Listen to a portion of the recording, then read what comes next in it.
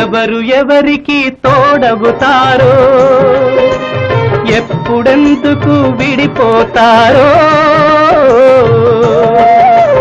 మమతను కాదని వెళతారు, మనసే తాలని ఉంటారు. ఎవ్వరి పయనం ఎందాకో అడగదు ఎవ్వరిని, బదులే దొరకదని. అడగదు ఎవ్వరిని, బదులే దొరకదని.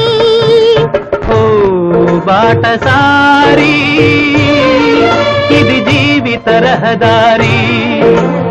ఎంత దూరమో, ఏది అంతమో, ఎవరు ఎరుగని దారి ఇది, ఒకరికి సొంతం కాదు ఇది. ఓ బాటసారి, ఇది జీవిత